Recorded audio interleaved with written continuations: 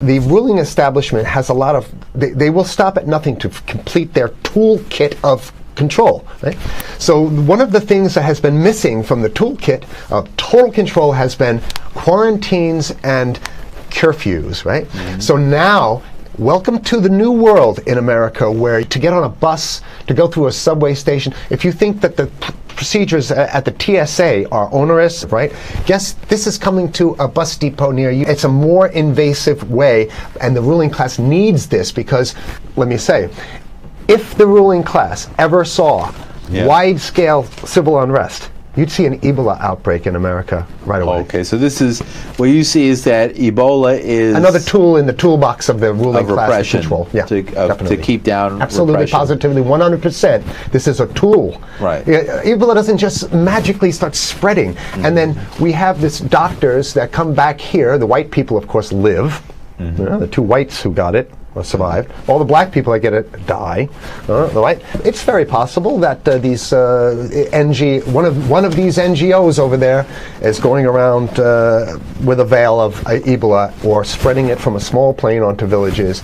The point is to get hundreds of thousands of people infected with it and create the next phase of control. Now, one of the things I'd like to show to back up my my claims here. Here's a document from the Rockefeller Foundation. Rockefeller Foundation, right there. You can zoom in on that, where my finger is. It's called Scenarios for the Future International Development, the Rockefeller Foundation. All right?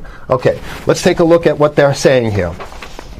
This is something like a 50, 60-page document. I'd like you to go to page 18, if you can look at this up on the internet, but I'll read it off to you. It's called lockstep, lockstep. And this is a phrase that I used right after 2001 when I saw the entire system of the United States, including the population, were in lockstep. So the Congress went along, and yes, it was Osama bin Laden, and the people waved their flag and said, I hate, hate, hate, hate, and everything was in lockstep. Well, in 2010, they published this, Rockefeller Foundation, and here's what they're saying.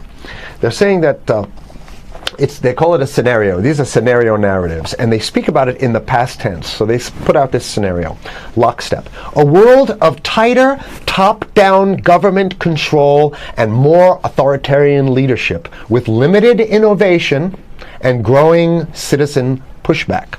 Okay, I'll read a little bit of it. In 2012, the pandemic that the world had been anticipating for years, nobody was anticipating a pandemic, finally hit. Unlike 2009's H1N1, this new influenza strain originating from wild geese, they use some scenario, but this is Ebola they're talking about. Ahead. Even the most pandemic-prepared nations were quickly overwhelmed when the virus streaked around the world, infecting nearly 20% of the global population and killing 8 million in just 7 months, the majority of them healthy young adults. The pandemic also had a deadly effect on economies. You can see the agenda.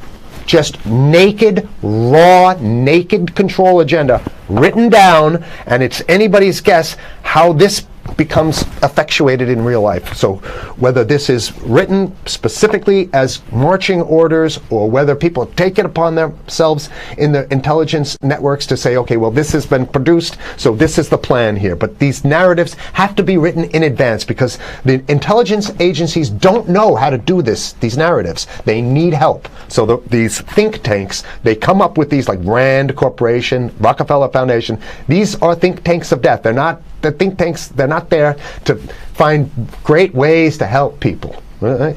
Okay, the pandemic also had a deadly effect on economics. International mobility of both people and goods screeched to a halt. Which is what they want. They want a completely isolated world, right? Debilitating industries like tourism and breaking global supply chains. Well, of course they want tourism stopped because they're not in the tourism business, and they want you at home in your house in front of the TV. Then they got you because once you watch the TV, they own your soul. Even locally. Wait a second, we're on television. I mean commercial television, let's say. national. Even locally, normally bustling shops and offices sat empty for months. Okay, so I love how they talk about it in the past tense in 2010. Right? The pandemic blanketed the planet, though disproportionate numbers in Africa died.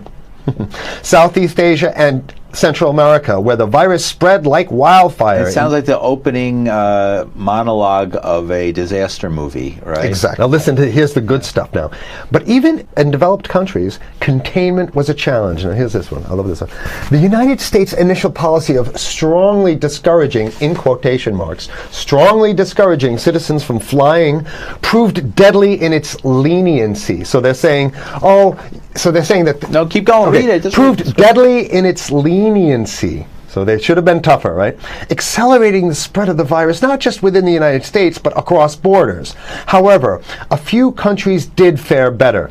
China in particular. The Chinese government's quick imposition and enforcement of mandatory quarantine for all citizens, as well as its instant and near hermetic sealing off of all borders, saved millions of lives, stopping the spread of virus far earlier than in other countries. So the message is here is we have to look towards the Chinese, the oppressive totalitarian Chinese regime as an example of what we need to be doing here. And of course, the ruling class here loves the Chinese regime because they have demonstrated to the ruling class the most efficient form of capitalism, which is authoritarian capitalism. So we have capitalism, but unfortunately we have this veil. I get it. We have this veil of democracy. This is very interesting. This is continue on. Okay. China's government was not the only one that took extreme measures to protect its citizens from risk and exposure.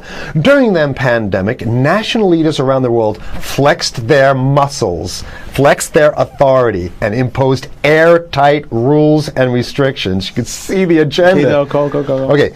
From the mandatory wearing of face masks to body temperature checks at the entries to communal spaces like that's what's happening right now. Yeah, but soon it's going to be like body. It'll be at the subway. Yeah, well, is that what you're saying? We'll be going through this in the subway to get on the buses and the subway, absolutely, things like that. And what this means though is don't think about having a cigarette, a joint on you, or basically you can't.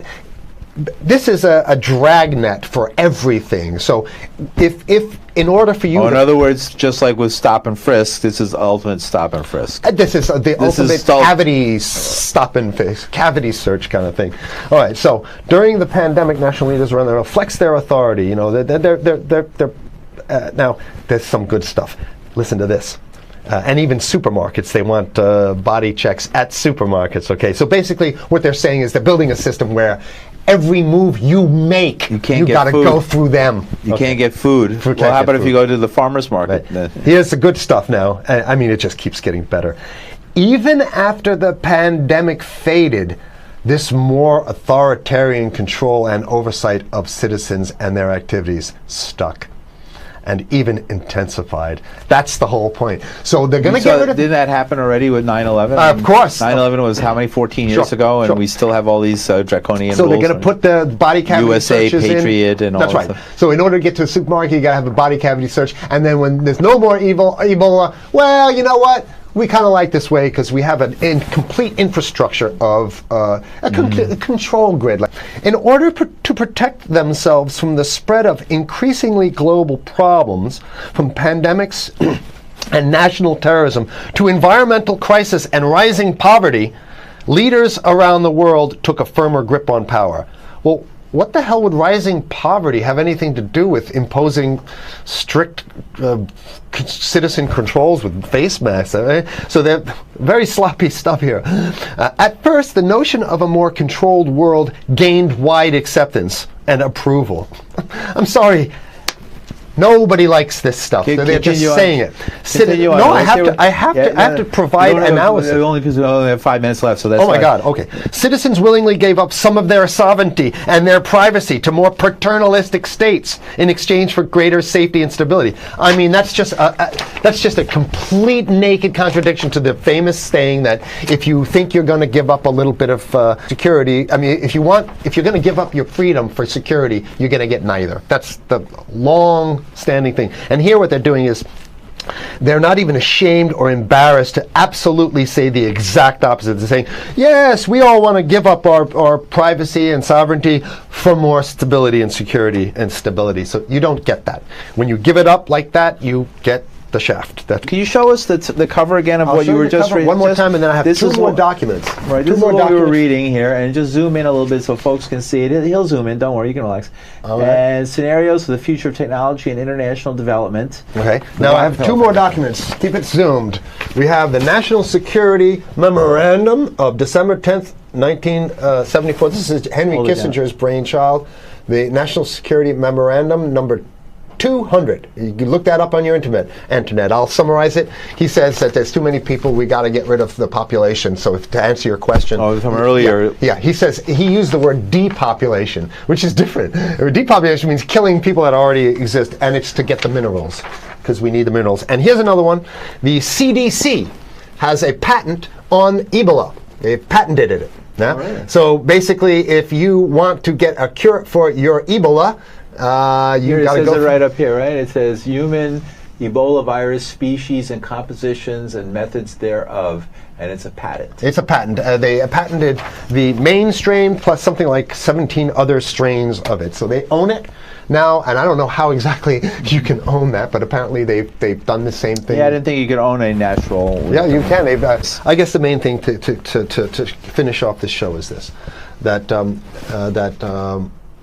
they want to get more control, more and it's going to be curfews and quarantines. So what I'm saying is that unless the American people start to get some new way to revolt, a new way to organize, new way to protest, unless we can break through the apathy, because that's what we have here, then it's going to be a slave state here. The ruling class doesn't seem to have too much resistance. They're getting everything on their Christmas shopping list, and they've been wanting quarantines and curfews for a long time. Now they got it. And if you want to live in a world where you're tricked into all this stuff because it's for your safety, right? And if you want to have a probe and make sure you got to check your pockets, make sure you don't have anything incriminating on you before you go out, and when you step out of your house, you want some police there to monitor and see what you're doing. If that's the world you want to live in, be apathetic, don't do anything. You're going to get that world very soon. It's coming your way, definitely. Mm-hmm. Yeah. So what should people do? What's the hope? You have 30 seconds. To wake up, learn about it, and go fight these bastards in Washington. They're easy to beat. If we can just organize, we can beat them. It's simple. They're weak, and there's so few of them.